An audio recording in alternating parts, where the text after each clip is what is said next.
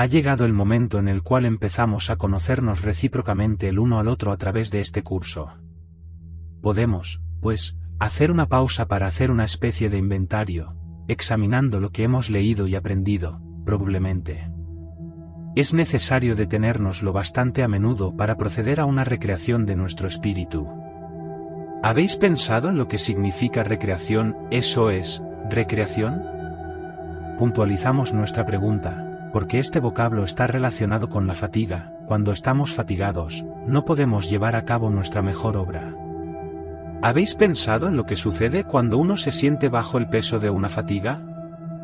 No nos precisan grandes conocimientos de psicología para comprender por qué nos encontramos embotados y doloridos cuando sobrecargamos de trabajo uno de nuestros músculos.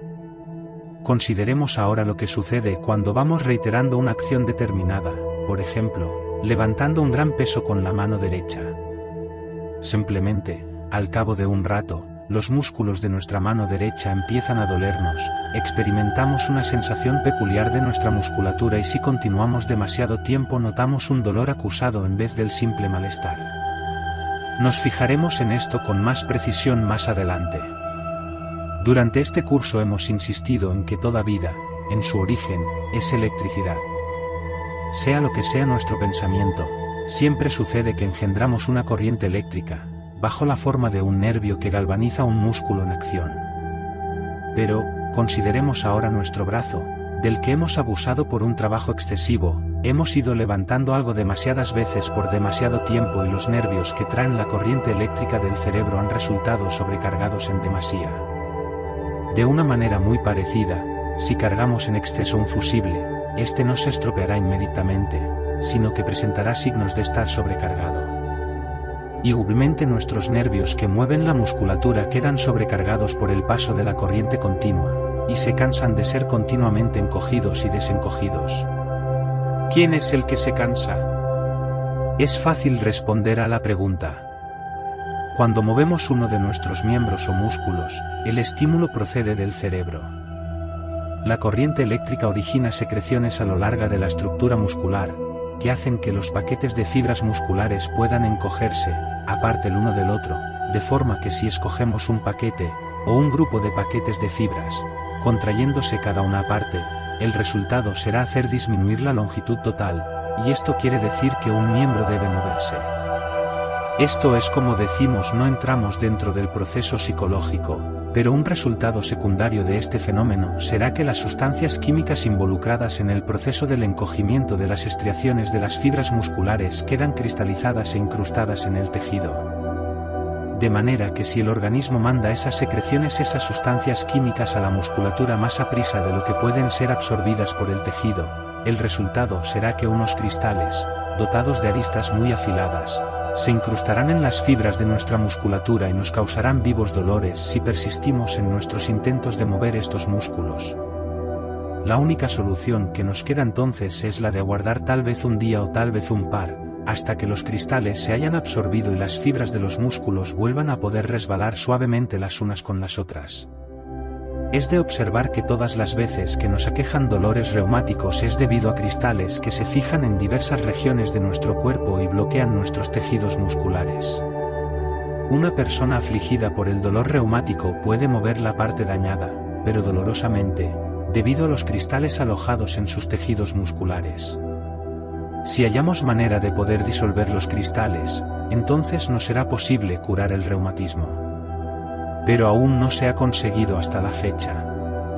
Eso nos aparta, ciertamente, de nuestras intenciones originales, que eran las de considerar algunas cosas que habíamos aprendido, pero, en segundo lugar, tal vez no sea así. Si nos empeñamos en rebuscar con exceso, puede ser que no alcancemos nada, debido al cansancio de nuestro cerebro exhausto por la fatiga. Varias personas han rechazado el camino de en medio, porque se las ha conducido a creer que solo el trabajo más penoso merece alcanzar resultados positivos. Entonces las personas se afanan y trabajan como esclavos, sin obtener nada de sus afanes, porque se agotan laborando. Muchas veces los que laboran con exceso sobrepasan los límites de la fatiga y entonces afirman cosas horribles porque, literalmente, no están en la posesión de sus sentidos. Cuando nos sentimos cansados, la corriente eléctrica produce fallos en el cerebro, se debilita y causa que la electricidad negativa sobrepase los impulsos positivos, causándonos un estado de ánimo deplorable. El mal humor es lo contrario al buen humor, y si nos dejamos llevar por los malos humores cuando nos sobreviene un exceso de fatiga u otra causa, significa que estamos realmente consumiendo las células que producen la corriente eléctrica dentro de nosotros. Cuando conducís un coche, miráis siempre la batería. Si lo hacéis, habréis visto más de una vez un desagradable depósito de color verdoso alrededor de uno de los cabos de la batería. Con el tiempo, este depósito verdoso se habrá comido los hilos que unen la batería con el coche. De una manera muy parecida, si nos negligimos nosotros a nosotros mismos como habíamos descuidado aquella batería, nos encontraremos con que nuestras maneras se han perjudicado seriamente y entonces nos ponemos de mal humor. A veces se tratará de una esposa que ha empezado su vida matrimonial llena de buenas intenciones y que la sobrecoge una pequeña y tonta duda sobre su esposo. Ella quiere explicar esas dudas, luego de repetirlas unas pocas veces, las convierte en un hábito, posiblemente sin tener ninguna certitud de ellas, se convierte, de una mujer de su casa que hasta entonces había sido, en una insoportable cócora, una de las más insoportables criaturas de este mundo. Conservando vuestro buen temple, disfrutaréis de mejor salud, no vayáis con estos tontos pegajosos, ya que las personas bien nutridas invariablemente disfrutan de un mejor temple que los desventurados huesudos que se agitan por todas partes, poniendo en danza su esqueleto. Todas esas cosas las abarca el concepto del camino de en medio. Es bien claro que cada cual puede lograr su mejor nivel en todas las circunstancias. Es igualmente claro que uno no puede pasar más allá de sus posibilidades y que todo esfuerzo para ir más allá es meramente un tiempo perdido que nos fatiga sin necesidad alguna. Consideremos esas cosas como haríamos con una estación generadora de energía eléctrica. Supongamos que tenemos una que tiene que generar luz para un cierto número de lámparas. Si el generador corre a tal velocidad, o proporciona una tal cantidad de energía que el consumo de las lámparas pueda ser satisfecho, entonces el generador marcha bien dentro de su capacidad. Pero si, por la razón que sea, el generador se acelera y la producción es demasiado grande para que pueda ser absorbida por las lámparas, su exceso tiene que ser absorbido de la forma que sea malgastado y esto también desgasta la vida del generador, que tiene que correr sin necesidad.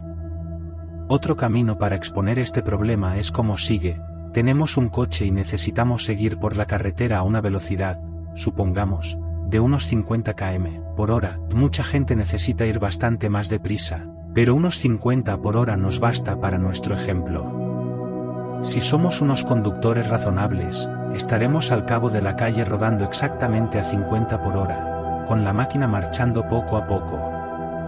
Esta velocidad es muy soportable y no se produce tensión alguna en el mecanismo marchando dentro de lo que es su capacidad normal. Pero supongamos que uno es tan mal conductor que pone una marcha equivocada y pretende conservar la misma velocidad. Entonces el mecanismo tendrá mayor desgaste, más consumo de gasolina para llevar a cabo lo que se habría logrado sencillamente con la marcha justa.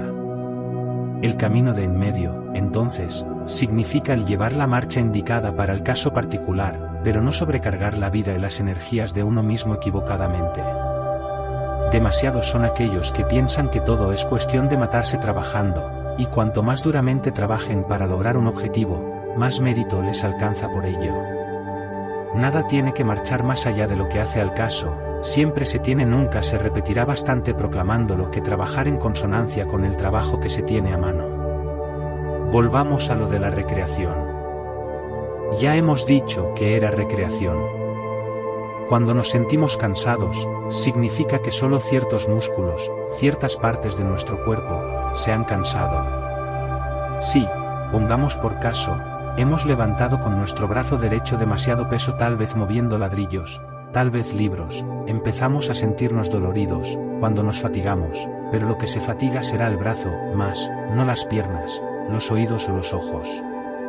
Entonces debemos recrearnos a nosotros mismos, dando un paseo, escuchando una buena música o leyendo un libro. Haciendo esto, empleamos otros nervios y otros músculos, a la vez, descargando el exceso de carga de electricidad nerviosa de aquellos músculos que han sido hipertensos y necesitan ahora relajarse. De este modo, por medio de la recreación, nos recreamos a nosotros mismos y nuestras capacidades. ¿Ha trabajado el alumno enérgicamente, tratando de ver su aura? ¿Intentando percibir el etérico? Tal vez habéis trabajado con un exceso de dureza. Si no habéis tenido los éxitos que descontabais, no hay que descorazonarse. Se trata de cosas que requieren tiempo y paciencia y absolutamente montañas de fe, pero que pueden hacerse. Estáis intentando hacer algo que no habíais hecho nunca hasta ahora, y no esperaríais convertiros en un doctor, o un abogado o un gran artista de la noche a la mañana. Para haceros un abogado os precisarían los 3 grados de la enseñanza, primero yendo a la escuela primaria, luego siguiendo el bachillerato, y finalmente, estudiando en la universidad. Esto requeriría tiempo, años, sería preciso trabajar a conciencia bastantes horas diarias, tal vez hasta por la noche, para alcanzar vuestro objetivo y llegar a ser, ¿qué? Un médico, un abogado, un corredor de bolsa. Todo se reduce a esto, no se pueden alcanzar resultados de la noche a la mañana. Algunos filósofos de la India nos cuentan que en ningún caso se puede intentar la clarividencia en menos de 10 años. No suscribimos esta opinión. Creemos que, cuando una persona está a punto para ver con clarividencia, puede ver clarividentemente sin más trámites, pero si se suscribe plenamente al punto de vista de que nadie puede obtener resultados de sopetón. Precisa trabajar para poder obtener, practicar continuamente y hay que tener fe. Cuando estudiamos medicina nos es preciso tener fe en los profesores, fe en uno mismo, aprender trabajando en la clase, estudiar a diario en casa, fuera de la clase. Así y todo, llegar a ser un médico exige años. Cuando estudiáis con nosotros e intentando ver el aura, ¿cuánto tiempo estudiáis? ¿2 horas por semana? ¿Acaso 4? Por mucho que sea, de todos modos no serán las 8 horas diarias, a más del trabajo realizado en casa. De manera que hay que tener paciencia, porque el aura acabará por ser vista y lo será ciertamente si tenéis la fe y la paciencia indispensables. Nosotros, a través de los años, hemos tenido un enorme montón de correspondencia de personas de toda la superficie del globo, hasta de personas que vivían detrás del telón de acero. Por ejemplo, se trataba de una joven de Australia, dotada de unas señaladas facultades de clarividencia, tenía que ocultar sus talentos porque sus amistades no pensasen que había en ella algo de peculiar, si se sabía que ella conocía lo que pensaban o si les hablaba del estado de salud de aquellos. Hay otra señora en Toronto, Canadá, que, en un periodo de pocas semanas, puede ver el etérico y cómo la fuerza etérica fluye de las yemas de los dedos y, además, ve la flor de loto ondulando encima de la cabeza de una persona. Sus progresos han sido, del todo, señalados, puede ver el etérico casi en su totalidad, y nos damos cuenta de que ahora empieza a percibir el aura de las personas. Esta señora de Toronto es de aquellas personas afortunadas que pueden ver los espíritus naturales y el aura de las flores. Puede pintar como una artista las flores con el aura que las rodea. Para mostrar que los poderes de la clarividencia no están limitados a determinadas localidades sino que son universales, nos permitimos citar una carta de una dama de mucho talento, que nos escribe desde Yugoslavia. Escribimos a esta señora diciéndole que nos gustaría incorporar en este curso algunos de sus experimentos y entonces ella nos mandó una carta, dándonos permiso para publicarla. A continuación la reproducimos. Dice así: queridos amigos de otras partes del mundo. Ciertamente vivimos en unos tiempos que nos preguntan a diario, ¿ser o no ser?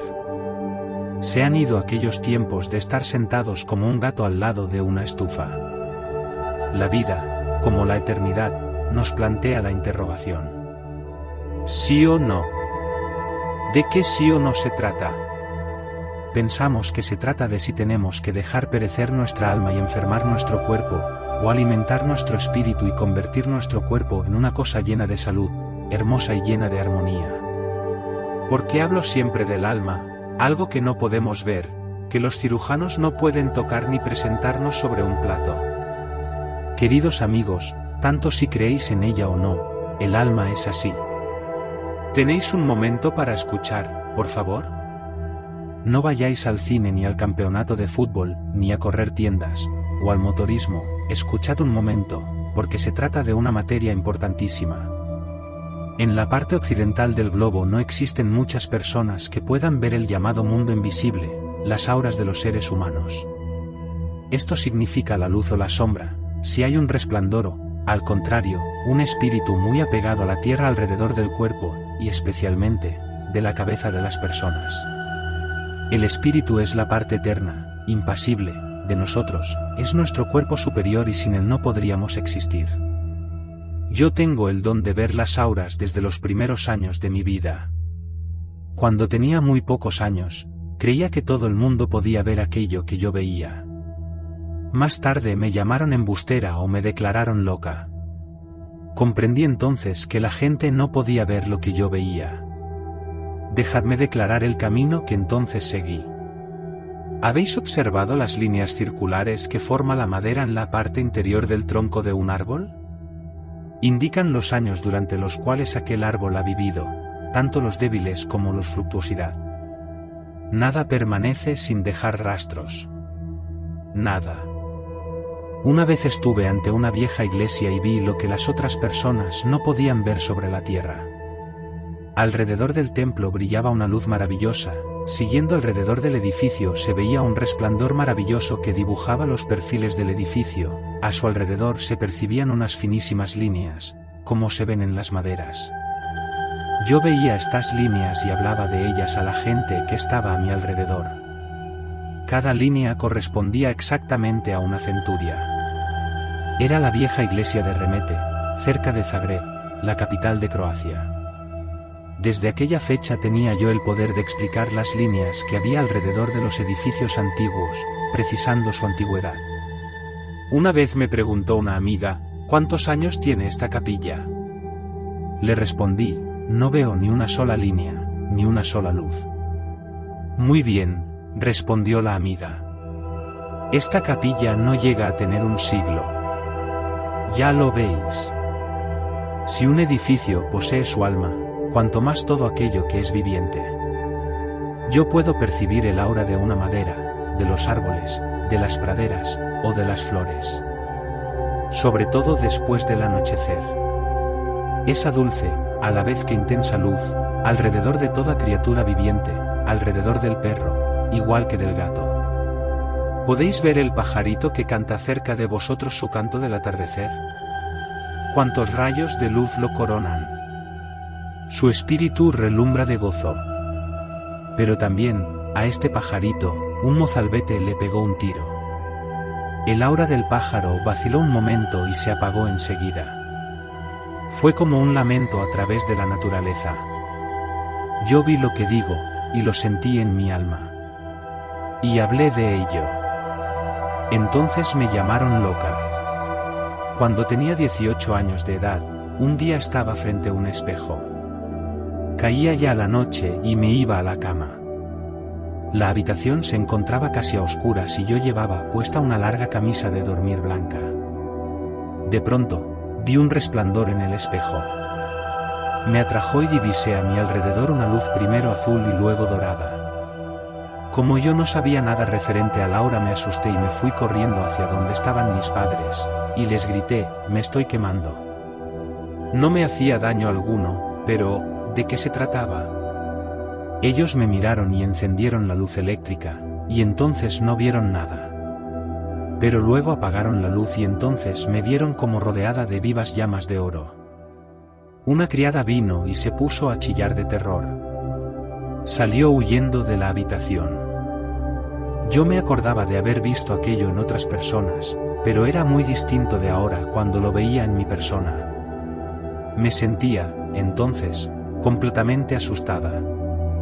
Mi padre encendió y apagó la electricidad varias veces, y siempre sucedía lo mismo. Cuando la luz estaba apagada, yo relumbraba como una ascua de oro, cuando estaba dada, mi resplandor no podía percibirse claramente. Encontré todo eso interesante, y como sea que no me sentía en lo mínimo perjudicada, empecé a sentir un gran interés mirando el aura de las demás personas a mi alrededor. ¿Sabéis el significado del miedo? Durante la guerra, a menudo me sentí muy asustada viendo el aura de personas amigas cuando los bombarderos llegaban hasta nosotros y nos lanzaban sus bombas. Una vez me encontraba en prisión bajo el régimen nazi. Me encontraba en una celda, condenada a muerte. Me condujeron a la sala de torturas, debido a que conocía ciertas informaciones que interesaban a mis verdugos. Vi, entonces, el aura de los que se hallaban a mi alrededor sufriendo tormentos. Era algo tremendo, el aura de todos ellos se encogía como pegada al cuerpo, pobre y sin luz real, a punto de desvanecerse, casi muriendo. Cuando escuchaba aquellos gritos de agonía de los que morían bajo los tormentos, veía las auras vacilando. Algo nació dentro de mí, no obstante, algo como una fuerza sagrada. ¿No se lee, acaso, en las sagradas escrituras, temed solo a aquellos que matan el espíritu, pero no a los que matan el alma? Empecé a concentrarme intentando animar a los demás y noté que mi aura se dilataba de nuevo. Y vi el aura de luz de los demás como se les robustecía. Otra mujer me ayudó en esta labor y la celda de los condenados a muerte empezó a recobrar los ánimos, todos empezamos a cantar. Yo pasé a través de todos los interrogatorios, por espacio de largas horas, y las torturas no me hacían mella alguna, puesto que me sentía concentrada en la eternidad. Me concentraba en la verdadera vida, después de este sueño tan horroroso. Los torturadores no pudieron nada conmigo y, al fin, rabiosos, me echaron de la cárcel, ya que los desmoralizaba. Si hubiese dado paso al miedo, al terror, yo y mis 16 camaradas, víctimas de la persecución, hubiéramos sido muertos. Nosotros, los del oeste, nosotros, los europeos, tenemos mucho que aprender del Extremo Oriente. Debemos aprender a dominar nuestra imaginación y a superar todo terror. Como veo, el aura de los occidentales titubea mucho, no están nunca tranquilos, no están casi nunca en buena armonía, nuestras auras desordenadas contaminan a las de los que están a nuestro alrededor y originan como epidemias. Hitler no podría haber sido posible, con sus delirantes arengas, si las masas no hubiesen podido sentirse afligidas e influidas por el aura del demagogo. Hitler pudo imponerse porque sus auditorios no supieron controlar la propia imaginación. ¿Se sienten los lectores cansados? ¿Quieren leer todavía unas pocas líneas? Fijemos la atención sobre los más desdichados de los hombres, los dementes. Vayamos a la casa de los locos de Zagreb. Varios días atrás realicé allí estudios con alambres de acero observando las auras de algunos allí hospitalizados. Pero no se trataba de los casos peores. Uno de mis amigos me presentó al médico mayor, persona muy escéptica. Le expliqué que deseaba observar el aura de algunos de sus pacientes. Finalmente, logré que los practicantes me condujesen hasta una mujer de aspecto terrible, muy enferma evidentemente, con los ojos rodando y los dientes rechinando juntamente, sus cabellos estaban esparcidos, al igual que diabólicas llamas, alrededor de su cabeza. En verdad, era una visión pavorosa. Pero eso no era nada en comparación de lo que yo pude ver en el mundo invisible. Vi el alma de esta mujer completamente fuera de su cuerpo y en una lucha salvaje contra la sombra oscura que intentaba tomar posesión del cuerpo de aquella. Todo, alrededor, era un torbellino y una discordancia totales. Por fin se llevaron a aquella mujer y yo dije al doctor que aquella mujer no podía ser curada, ya que era verdaderamente víctima de una posesión diabólica. Acabamos aquí esta lección, subrayando que todo aquello que la inteligentísima señora de Yugoslavia ha visto y experimentado, el oyente podrá asimismo experimentarlo y verlo, merced a mucha perseverancia y fe. Recuérdese, Roma no se hizo en un día, ni un doctor o un abogado no se improvisan en unos pocos días. Tiene que triunfar de sus estudios como deberá hacer el espectador. No existen atajos ni caminos sin su correspondiente fatiga.